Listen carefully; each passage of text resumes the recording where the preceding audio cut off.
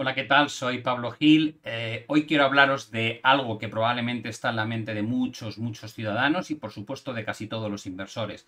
¿Estamos ante una desaceleración económica o estamos ante una recesión económica? Las diferencias van a ser abismales y en este vídeo os voy a explicar cómo afecta a los distintos mercados y en general a la propia población el hecho de que se trate de un pequeño bache o que se convierta en un accidente. La viñeta lo dice todo, ¿no? La Fed subiendo las tasas de interés de forma agresiva, liderando la economía y planteando hoy por hoy que va a haber un aterrizaje suave y mullido, mientras que otros ven pues que estamos en las puertas de un bear market o un mercado bajista. Antes de comenzar con la explicación, no olvidéis que jamás os mandaré este tipo de mensajes. Los vais a encontrar en el chat o en distintas redes sociales mías. Es suplantación de identidad. Jamás os voy a pedir el WhatsApp ni os voy a pedir que contactéis conmigo por correo, por Telegram o cualquier otro canal. Así que cuando veáis eso, aunque esté con mi foto, que sepáis que es una estafa. Intentad no caer en este error de pinchar o poneros en contacto. Dicho esto, veamos la primera parte. ¿Qué espera la Reserva Federal hacer con los tipos y qué descuenta el mercado? Lo primero de todo es que la línea de color verde, que es la que marca el consenso de todos los puntos amarillos que representan cómo opinan la totalidad de los consejeros de la Fed, da como punto medio 3,4%. Es decir, los miembros de la Reserva Federal estiman que subirán los tipos hasta el 3,4% durante este año y esperan poder subir los tipos hasta el 3,75 el año próximo. ¿Qué nos está diciendo la curva de tipos? Esperan subidas más agresivas, incluso hasta el 3,75 este año, línea de color blanco, pero a cambio, a partir del año 2023 ya empiezan a haber bajadas de tipos que van a seguir a lo largo de los siguientes, es decir, 2023 y 2024. ¿Cómo interpretamos esto? La línea blanca lo que dice es la Fed se va a pasar de frenada, va a ser muy agresiva este año subiendo las tasas de interés y tendrá que bajarlas el año próximo porque va a haber desaceleración económica. ¿Qué nos dice el propio modelo macroeconómico que elabora la Reserva Federal de Atlanta? Ya veis que la línea de color verde fluctúa, cada vez que hay un dato nuevo a nivel macroeconómico lo computa dentro del modelo y genera un output o valor de qué espera que ocurra en el segundo trimestre de Estados Unidos en términos de PIB, de Producto Interior Bruto. A día de hoy el pronóstico es del menos 1,9. Se ha colapsado recientemente con los últimos datos de desaceleración económica y está muy lejos de las previsiones del resto de los analistas.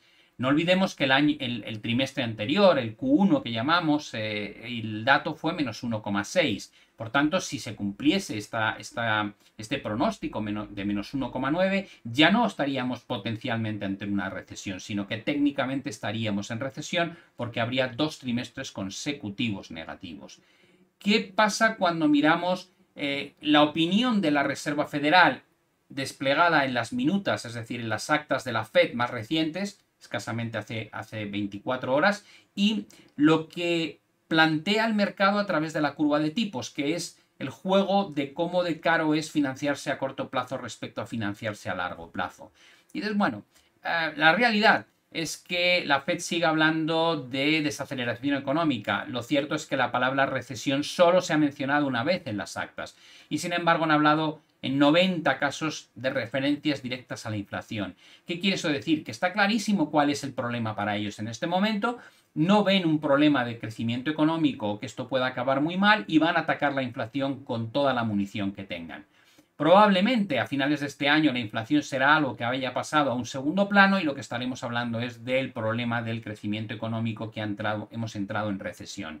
¿Por qué? Porque cada vez que se invierte la curva, podemos verlo desde el principio, pero esto es más errático, aunque funciona muy bien también, pero miradlo aquí que se ve muy claro. Cuando esta curva cae por debajo, estamos comparando cuánto le cuesta al Estado financiarse a 10 años respecto a cuánto le cuesta financiarse a 2 años. ¿Qué significa? Pues que cuando el coste de financiación es superior en el corto plazo a lo que es en el largo plazo, normalmente es porque el largo plazo ya está descontando que va a haber bajadas de tipos porque va a haber un colapso económico. Mientras que el corto plazo queda anclado a las tasas oficiales que siguen todavía subiendo, combatiendo el problema presente que es la inflación. Mirad qué bien funciona. Cuando la línea azul, que es el diferencial entre el 10 y el 2 años, cae por debajo de la horizontal roja, que es el eje cero, al cabo de poco tiempo aparece una columna gris. ¿Qué es la columna gris? Una recesión económica. Volvemos a caer por debajo de la línea roja y aparece una recesión. Caemos por debajo de la línea roja y aparece una recesión. Tocamos ligeramente por debajo y una pequeña recesión y ahora estamos ya en el menos 0,03. Puede ser que todavía sea muy sutil, probablemente a lo largo del año vamos a ver cómo eso se incrementa, entramos en tasas más negativas en términos de spread y estará pronosticando una vez más que lo que se nos viene encima para finales de este año, principios del que viene, probablemente sea una nueva recesión económica. Otro de los modelos que merece la pena vigilar es el de la Reserva Federal de Atlanta, pero aplicada a la inflación. Y divide la inflación en dos grandes componentes. Uno que llama sticky, que básicamente es esos precios de productos o artículos que rara vez suben o cambian con frecuencia de nivel, y otros que son mucho más volátiles. Como veis, los artículos más volátiles de hecho están registrando subidas de precios que incluso son superiores a la década de los 70 y los 80, porque siempre comparamos inflaciones ahora con hace 40 años por esta situación que se dio aquí. Y la parte que es sticky, es decir, aquellos precios que normalmente no suelen subir mucho, pero que cuando suben cuesta bastante hacerlos revertir hacia abajo, como veis estamos en el 5,2, ni muchísimo menos en los niveles de los 70 y 80, pero claramente por encima de los niveles de los últimos 30 años, y hay que moverse hacia cotas del año 85 para ver niveles similares. ¿Qué quiere esto decir? Que probablemente si revertimos esta parte de forma agresiva a la baja, el problema de inflación comenzará a desaparecer o a ser mucho menos notorio, pero para eso es muy probable que necesitemos que la economía entre en recesión previamente. Otra cosa que también estamos escuchando, o al menos yo leo mucho en los informes, es la bolsa ya ha caído entre un 20 y un 30% según qué índices y por tanto ya es una oportunidad de compra. Además, ya ha ajustado en su valoración y no está cara. Este gráfico que veis aquí es de FactSet y lo que muestra es las previsiones de beneficios a 12 meses vista respecto al precio. El precio es en azul, es el S&P 500, la bolsa americana, y la línea de color azul muy oscuro, casi negro, lo que representaría es los beneficios esperados a 12 meses vista. Y dices, vale, pero si el precio de la bolsa está ya por debajo de los beneficios esperados, está barata. No. Lo que está diciéndonos aquí es que el mercado ha empezado a ajustarse hacia abajo, pero todavía no se han ajustado hacia abajo los beneficios. ¿Por qué crees que se van a ajustar hacia abajo? Porque en todas las desaceleraciones económicas anteriores estos beneficios tienden a caer. ¿Cómo lo puedo ver mejor que estos últimos 10 años? Lo mejor es ver la expectativa que tienen en bottom-up, que llamamos de abajo arriba, los analistas sobre los distintos sectores y a su vez sobre los índices. Y como veis, la expectativa de beneficios este año, aunque está empezando a corregir, todavía es superior a lo que se preveía a principios de 2022. Por tanto para 2023 como para 2022 estamos trabajando con crecimiento de beneficios para este año y el que viene en un entorno en el que estamos hablando de desaceleración económica e incluso recesión. No parece que tenga mucho sentido y aquí veis en agregado que el mercado sigue posicionado con la idea de que las cosas van a ir a mejor en lugar de ir a peor. Aquí están las estimaciones de beneficio. No tiene mucho sentido mirar lo que ocurrió en 2020, la caída que hubo de resultados. O dicho de otra manera, miremos a lo largo de la historia de los últimos 70 años qué ha pasado con los resultados de las empresas cada vez que nos hemos metido en un proceso recesivo. Como podéis ver, en cada una de las crisis financieras del año 2008 o la .com que hubo .com en 2000 o las que hubo previamente en distintos momentos de la historia, siempre ha habido una contracción de los beneficios empresariales. Sería ridículo plantear que en este momento, con una carta bastante probable de desaceleración económica y una más probable de lo que dicen los bancos centrales, incluso de recesión, no tengamos en cuenta que lo más razonable es que la línea de color negro vaya a bajar más. Con lo cual, el gap existente entre la línea azul, que es el movimiento del S&P 500 respecto a la línea negra, quiere decir que todo esto se va a ajustar hacia abajo, hacia cotas más bajas. Los beneficios reales tendrán que bajar y la cotización del S&P 500 también. Llegamos al concepto de soft landing. Soft landing, ya sabéis que es un aterrizaje suave. He querido escoger esta viñeta, me ha parecido muy interesante, ¿no? La Reserva Federal, con la subida de los tipos de interés, diciéndole a la economía, te prometo que va a ser un aterrizaje suave. Dice, sí, sí, por mucho que me prepares el terreno para que sea un aterrizaje suave, el golpe que me vas a dar es inaudito en cuanto a fortaleza. ¿Y cómo se ve eso? Se ve aquí. Y dices, bueno, este gráfico viene de la Reserva Federal de la página FRED, y como veis es la Reserva Federal de San Luis. He querido mezclar qué ha pasado, cómo mueren los ciclos económicos en Estados Unidos y en las economías desarrolladas en general, por el encarecimiento del coste del dinero. ¿Por qué motivo? Digo, pues porque en el momento en que subes el coste del dinero, el consumo y la inversión se reducen y automáticamente eso genera que el PIB caiga, y si no controlas esa desaceleración acaba en recesión. ¿Cómo sé que es verdad? Mira las líneas o mira las columnas de color gris, son las recesiones. ¿Qué es lo que ocurre justo antes? Subida de tipos de interés, subida de tipos de interés, subida de tipo de interés, subida de tipo de interés, y así sucesivamente. Antes de cada columna gris hemos experimentado un encarecimiento del coste del dinero. A día de hoy la Fed pretende subir los tipos al 3,4%, es decir, subirlos incluso mucho más de lo que hizo en 2018, y además retirar parte del balance que tiene comprado de bonos a un ritmo de casi 50.000 millones mensuales hasta septiembre, y a partir de ahí casi 100.000 millones al mes, que equivale a seguir subiendo mucho más agresivamente los tipos. ¿A dónde nos lleva esto? Básicamente va a ser casi imposible que con esa subida de tasas de interés tan agresiva que están acometiendo no acaben provocando una recesión, tal y como lleva ocurriendo durante los últimos 80 años.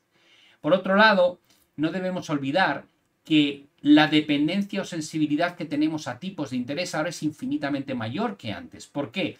Porque cuando comparábamos estas gráficas y estas subidas tan brutales a cotas de 20% en las tasas de interés, no debemos olvidar que por aquella época el nivel de endeudamiento estaba en torno al 30%. Es decir, la deuda existente respecto al tamaño de la economía era muy pequeña. A día de hoy estamos por encima del 120% de deuda sobre el PIB. ¿Qué quiere eso decir?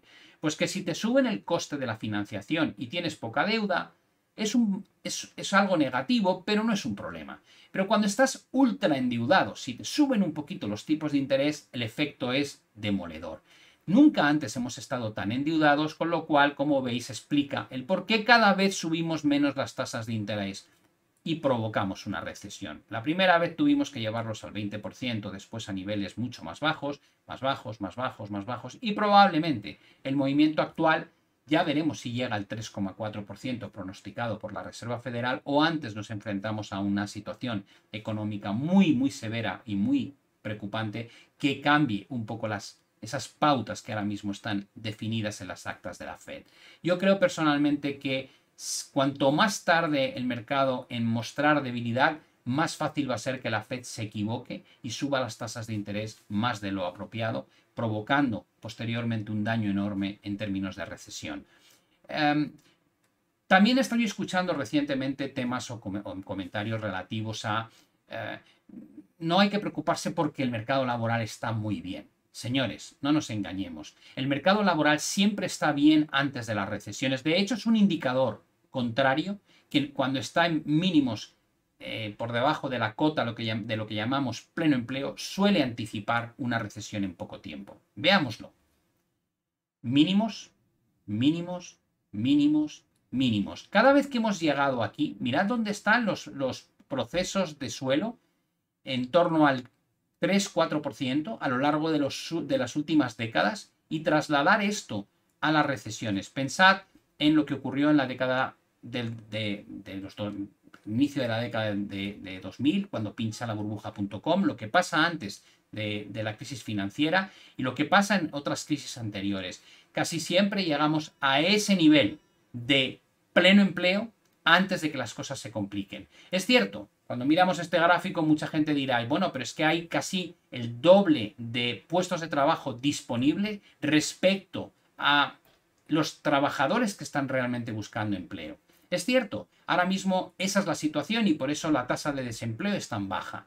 Pero estas cosas cambian muy rápido. Mirad esto.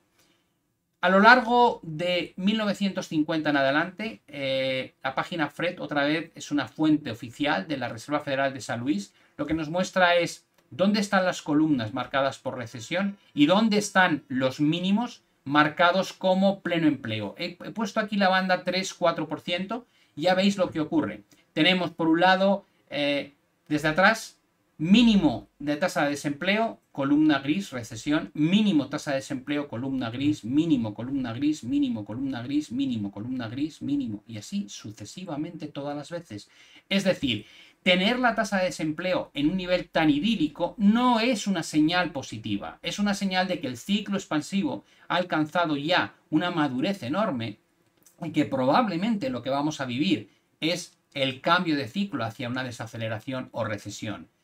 Si juntamos lo que hemos comentado al principio de la curva de tipos, los modelos macroeconómicos de la Fed, las subidas de tasas de interés como catalizador negativo y el nivel alcanzado por la tasa de desempleo, empezamos a encontrar demasiadas coincidencias o demasiadas evidencias de que tal vez el problema que tenemos por delante es más severo de lo que realmente quieren reconocer los responsables de la política monetaria. Antes de hacer la conclusión final, os voy a pedir, como siempre, que por favor le deis al like o suscribáis al canal y activéis las notificaciones. ¿Cuál es la conclusión realmente que me gustaría compartir con vosotros? En primer lugar, gestionar un cambio de ciclo no es nada fácil, porque cuando hay que bajarse del mercado realmente todavía no se detectan los problemas económicos. Para cuando empiezan a hablarse de los problemas económicos venideros, la bolsa a lo mejor ya ha hecho la mitad de la corrección. Para cuando tienes la certeza de que esto pinta mal, tal vez estás más cerca de la oportunidad de compra que de la oportunidad de salirte. Esta viñeta creo que es bastante ilustrativa, ¿no? Hola Houston, estoy pensando en inyectar cuando ya estás abajo. Esto es lo que le ocurre a mucha gente, ¿no? Cuando ya el mercado cae un 40%, de repente hay que quitarse la posición, hay que reducir mi cartera de bolsa, hay que salir de estos valores. Llegas tardísimo y tal vez estás saliéndote en el peor momento posible. Por eso siempre digo que exponerte y atreverte a decir hay que bajarse ahora cuando todavía no se detectan los problemas tiene la gran ventaja de que quien te sigue, si aciertas, pues te sales muy cerca de los máximos, y el inconveniente de que como te equivoques en tu manera de prever lo que va a ocurrir, pues tal vez te bajas anticipadamente, ¿no? Pero tan malo es bajarte anticipadamente como no saber bajarte. Ya hemos hablado muchas veces de cómo invertir, cómo merece la pena aguantar, promediar.